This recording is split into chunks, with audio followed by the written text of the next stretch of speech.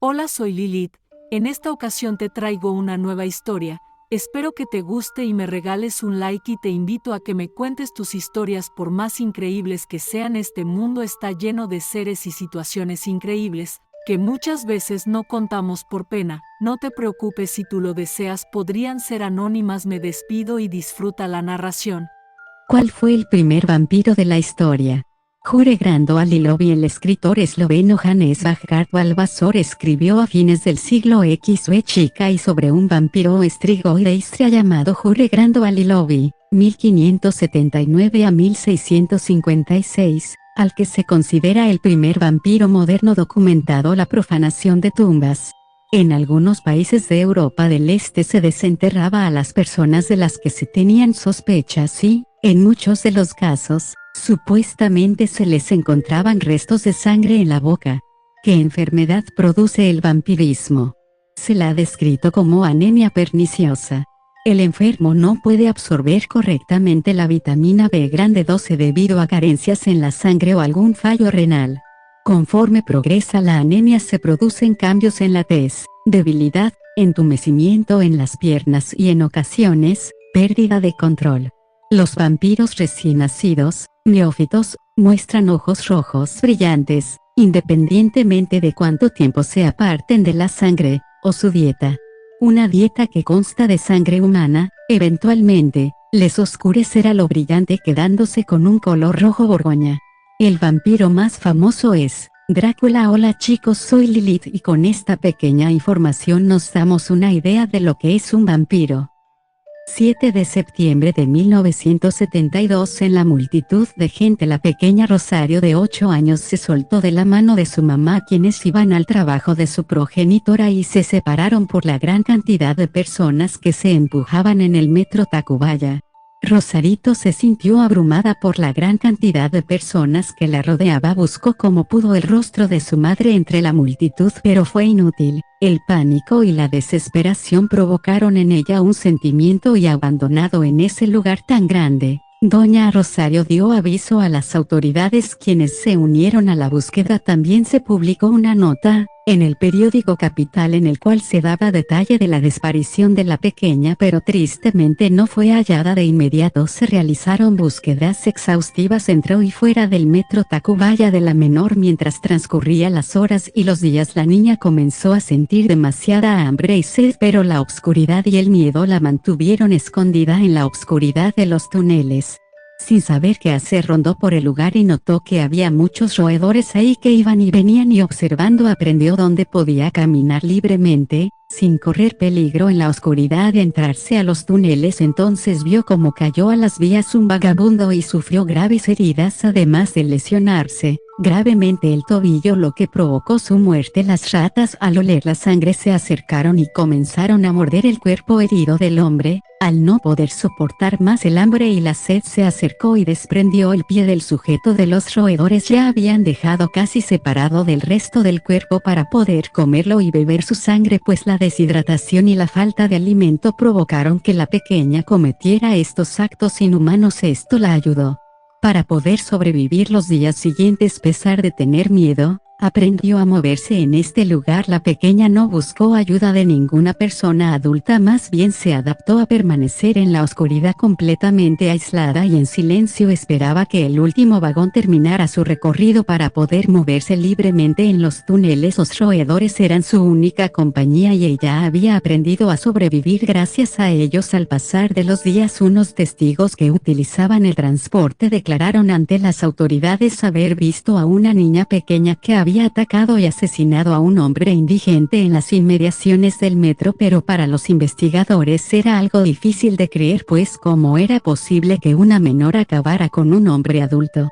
Aunque después se hallaron con la sorpresa de los restos de dos indigentes en la oscuridad de los túneles con los miembros desprendidos y mordidas de roedores, además de mordidas humanas, pero nunca les pasó por la cabeza relacionar la desaparición de la niña Rosario Con los escalofriantes hallazgos en el metro, la búsqueda no cesó y fue hasta el 22 de septiembre que Rosario Sánchez fue encontrada en lo profundo de los túneles del metro. Fuese cualquier cosa, se cree que ante la soledad, la oscuridad y el instinto de supervivencia, la menor perdió el raciocinio en ese momento y procedió a cometer otros exactos contra las personas en situación de calle que se refugiaban en aquellos lúgubres pasadizos. 90 de las autoridades se narra que la menor desaparecida encontró abrigo en los túneles de la estación del metro Tacubaya, donde aprendió a sobrevivir en la oscuridad y ante la necesidad del hambre de varios días tuvo que alimentarse de los indigentes que se adelantaron ahí buscando refugio para pasarlas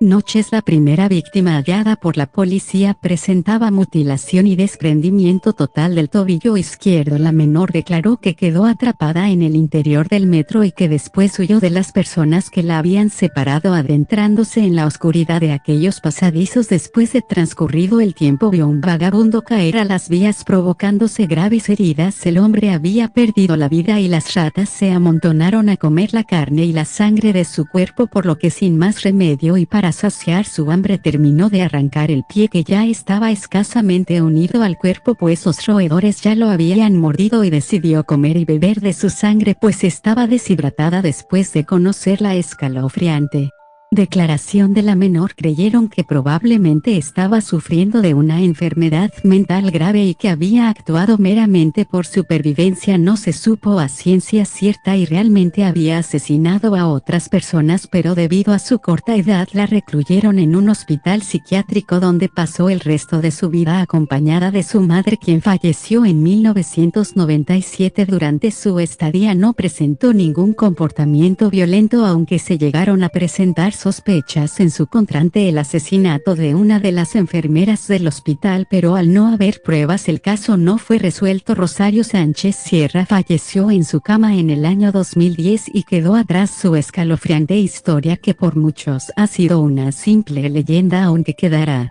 marcada para siempre en la historia de México. Secretos que guarda el transporte colectivo en la oscuridad de sus pasillos. Hace unos años, un hombre que salía de trabajar muy tarde, se dirigió a la estación del metro de la Ciudad de México, que le quedaba más cerca de su trabajo, para dirigirse a su casa y descansar. Ya eran casi las 12 de la noche y el metro deja de dar servicio a la medianoche en punto y cierra sus instalaciones. Una vez dada esta hora, cuando el metro cierra, ya no da servicio a los pasajeros. Los trenes son llevados más allá de la última estación de cada línea para que los empleados de intendencia limpien cada vagón por dentro y que los ingenieros les den mantenimiento por fuera, y que de esta manera la maquinaria opere correctamente.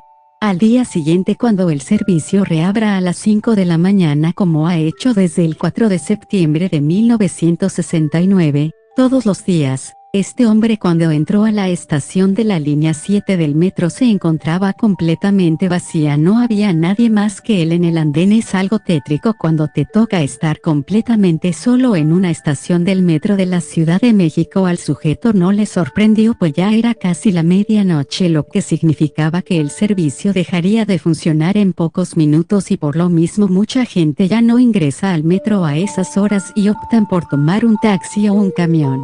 El cansado trabajador, que luchaba por no quedarse dormido debido al cansancio del cual era presa esa noche, había sido un día particularmente cansado y desgastante en su trabajo.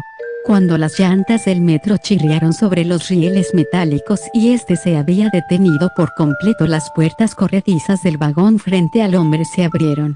Él cruzó la línea amarilla de seguridad, pintada sobre el suelo del andén, y entró al vagón. Había solamente 3 personas a bordo de este vagón, así que el sujeto eligió el asiento que quiso, uno junto a una de las ventanillas, y se sentó dispuesto a descansar un poco, hasta llegar a su destino unas cuantas estaciones más adelante. Al llegar a la siguiente estación, el hombre vio que solo una persona subió a bordo del vagón. El que subió viajaba sucio y desalineado, que visiblemente era un vagabundo. El vagabundo fue a sentarse al rincón más alejado del vagón, entre las sombras, alejándose de los demás pasajeros, cuando las puertas del vagón volvieron a cerrarse detrás del vagabundo. Los ojos del trabajador empezaron a cerrarse y el cansancio que la consumía fue ganándole la batalla. pues sus párpados se volvieron cada vez más y más pesados hasta que se quedó dormido. El hombre tan solo tenía que viajar unas cuantas estaciones, pero como se había quedado perdidamente dormido se pasó de largo y se durmió. De hecho, toda la línea, este hombre viajaba a bordo de la línea 7 del metro. Cuando despertó, el sujeto se dio cuenta horrorizado que el vagón en el que estaba ya se encontraba totalmente a oscuras, y cuando se asomó por la ventanilla a su derecha vio que únicamente penumbras era lo que lo rodeaba. Se supone que cuando un tren llega a la última estación de una línea del metro siempre hay personal que se encarga de revisar todos los vagones, uno por uno, para asegurarse de que nadie se quede a bordo de ese último tren. Pero aquella noche nadie se encargó de despertar al sujeto, así que él supuso que se encontraba en la zona designada de mantenimiento a los trenes, más allá de la última estación de la línea 7, que era la de Barranca del Muerto. Después de analizar su situación, el hombre se tranquilizó un poco, pues pensó que tarde o temprano alguno de los empleados de intendencia del metro tendría que entrar al vagón para limpiar, lo cual significaría que debía encender las luces del vagón tarde o temprano, y además esta persona podría ayudarlo a salir de ahí. Pero cuando el hombre estaba esperando en su asiento dispuesto a ser paciente, hasta que la ayuda llegara, notó que había un sonido bastante peculiar. En medio de todo ese silencio, esa calma y la perpetua oscuridad en medio de los túneles de la línea 7 del metro, primero el hombre creyó que el ruido venía de afuera, pero al prestar más atención, notó que el sonido venía del interior del vagón en el que él se encontraba. Aquel hombre no estaba solo en medio de la oscuridad y poniendo cada uno de sus sentidos en alerta. Quien se había quedado dentro del vagón, junto con él también se había quedado dormido el vagabundo. Él estaba dormido desde que entró a la estación y había viajado en este vagón junto con él. Entonces se le habló al vago y lo despertó. Este también se asustó al ver todo oscuro y dijo: esto del metro, no nos avisaron que ya habíamos llegado a la estación. Y diciendo maldiciones, el hombre se quiso incorporar, pero en eso algo entró por la ventana y se escuchó una lucha. Las luces de absolutamente todos los trenes ahí reunidos en la estación de servicio estaban apagadas. Un millón de preguntas comenzaron a pasarle por la mente, deduciendo que quien fuera que estuviera ahí con ellos quería robarlos, asaltarlos o algo peor. Lo que salvó la vida al sujeto que supuestamente vivió esta aterradora experiencia que se convertiría en leyenda en décadas posteriores es que el hombre sacó del bolsillo interior de su chamarra el encendedor que siempre llevaba consigo y lo encendió para iluminarse en la oscuridad. Lo que vio el hombre a unos cuantos metros de él en medio de las tinieblas del vagón lo traumatizaría de por vida. Si hubiera visto a un grupo de ratas gigantes devorando a un perro, o incluso si hubiera visto al peor de los criminales llevando a cabo la más horrible de las carnicerías, se habría asustado menos que habiendo visto lo que vio iluminado por la pequeña luz de su encendedor, ahí mismo dentro del vagón, a unos cuantos pasos de él. En la parte posterior del vagón se encontraba algo que no era ni humano ni animal, sino algo entre ambos, una criatura pálida, pero no pálida como una persona, sino como un animal enfermo de piel totalmente blanca. A juzgar por el color, el sol no le había dado a esta criatura ni una sola vez en su vida. Su torso, sus brazos y piernas tenían forma humanoide, pero el rostro de la criatura era una máscara entre el rostro de un murciélago y el de un cerdo, con dos enormes ojos totalmente negros, orejas alargadas y puntiagudas y una nariz enorme y achatada por la que respiraba de forma asquerosa y jadeante, como si estuviera en una especie de éxtasis.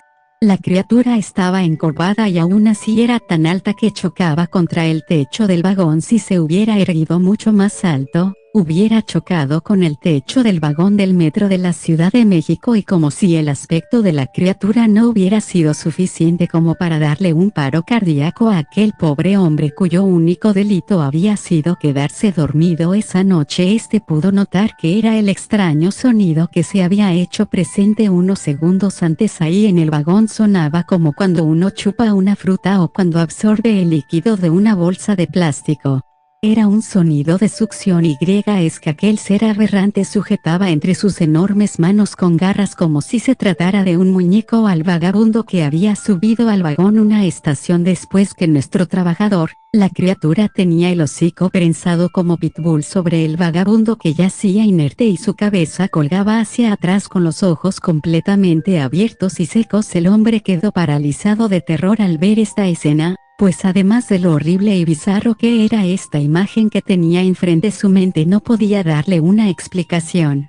La palabra vampiro jamás pasó por su cabeza en ese momento, solo supo al ver cómo goteaban el cuello del vagabundo sobre el suelo verdoso del vagón. Supo que tenía que salir de ahí cuanto antes si no quería ser el segundo plato en el menú de aquel monstruo pesadillesco, y mientras ideaba cómo salir de ahí aún con la flama de su encendedor iluminando, la criatura volvió a verlo sin dejar de succionar. Cuando los ojos del hombre conectaron con los ojos negros y brillosos del ser horripilante, el sujeto vio que estos eran los ojos salvajes de una bestia, de un depredador irracional que solo actúa por instinto, y si estaba alimentándose significaba que tenía hambre. La criatura entonces soltó el cuello del vagabundo y emitió un chillido horrible como un cuervo, pero más chillón y rasposo, mostra elegantemente macabra y magnética sobre su piel blanca. En ese instante el hombre recuperó la movilidad en sus miembros una vez que la adrenalina y el instinto de supervivencia se dispararon dentro de él. Por fortuna la ventanilla que el hombre tenía al lado estaba abierta por completo y por suerte también era delgado. Bajo de un salto, apoyándose con los pies sobre el asiento del que viajaba, el hombre pudo salir por la ventanilla del vagón. El sujeto aterrizó pesadamente sobre el suelo duro y se hizo bastante daño, pero la adrenalina no se iba a apagar. El hombre tampoco quiso voltear hacia atrás, pero escuchó claramente como algo corría a cuatro patas como un animal muy veloz sobre los techos de los vagones, de los trenes entre los cuales nuestro amigo corría como alma que lleva al diablo. Poco a poco la luz al final del túnel se fue volviendo más intensa hasta que llegó a la estación de Barranca del Muerto. A través del túnel las luces se hacían más intensas, pero ya no había ni un alma en el lugar. De un salto el hombre llegó al andén barriéndose de barriga, no sin antes sentir un dolor intenso en la pierna y arrastrándose lo más posible de la boca del túnel. El hombre jura que pudo ver justo en el límite entre la luz del andén y la oscuridad del túnel cómo esta criatura que estaba bebiéndose al vagabundo se detuvo de golpe, lo miró furioso desde la oscuridad y se dio media vuelta perdiéndose, en milésimas de segundos, una vez más entre las nieblas del túnel de regreso a la estación de servicio de los trenes, quizá para continuar alimentándose del vagabundo y de todo el que se hubiera quedado dormido en algún vagón. Este hombre fue encontrado por la seguridad del metro, que alcanzó a escucharlo tiempo después cuando a estas personas le preguntaban qué le había pasado dentro de las instalaciones del metro. Él lo contaba con un miedo en los ojos y mostrando la cicatriz que le dejó la bestia, y juró jamás volver a entrar en esta experiencia. Nos pasó, mi esposo y a mí, hace unos años. Veníamos del mercado entonces, de donde veníamos para nuestra casa. Teníamos que transbordar en una estación que se llama Jamaica. Íbamos llegando cuando de repente vi dos chicos pero altísimos, blancos pálidos y los ojos muy grises. Entonces pensé, que muchachos tan guapos,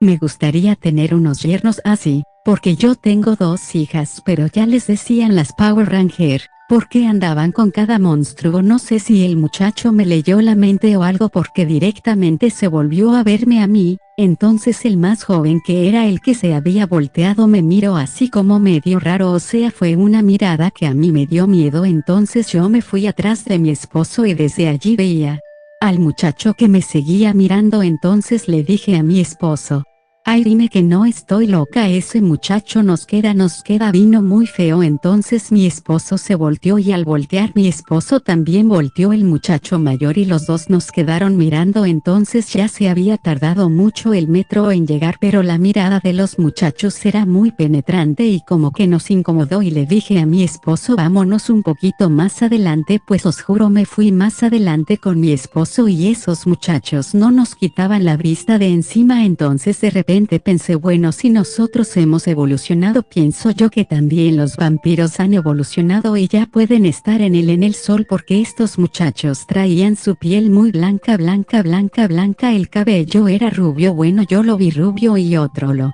tenía negro. Entonces llegó el metro, nos subimos y de repente vimos que ellos también habían subido al mismo vagón que nosotros, cuando supuestamente un vagón nos tenía que separar, y nos seguían mirando. Entonces yo, como soy muy desconfiada, me los quedé también viendo, y así nos fuimos toda esa línea del metro de Martín Carrera. Yo le dije a mi esposo, piensa en cualquier otra cosa menos en nuestra casa ni en nuestros hijos. Yo también estuve pensando en otra cosa que no fuera ni mis hijos, ni en la colonia, ni en nada. Cuando llegamos a Martín Carrera, esos muchachos ya no venían y jamás los vimos bajar del metro. Entonces nosotros lo que hicimos fue que empezamos a hacer paradas en diferentes lugares de la colonia Díaz Mirón.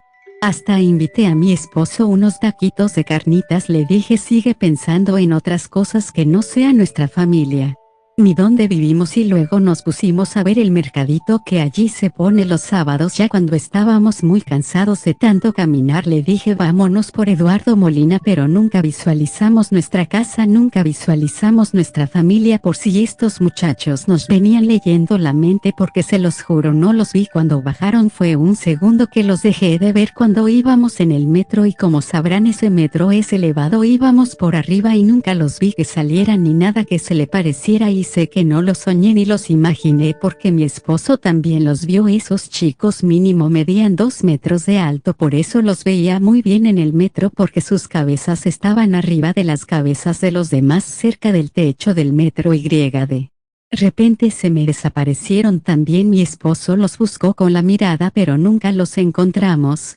Nunca vimos que salieran por ninguna de las salidas, nada. En ese tiempo habían ya cerrado las entradas del paradero, ya que en ese lugar iban a hacer un centro comercial que a la fecha no han terminado.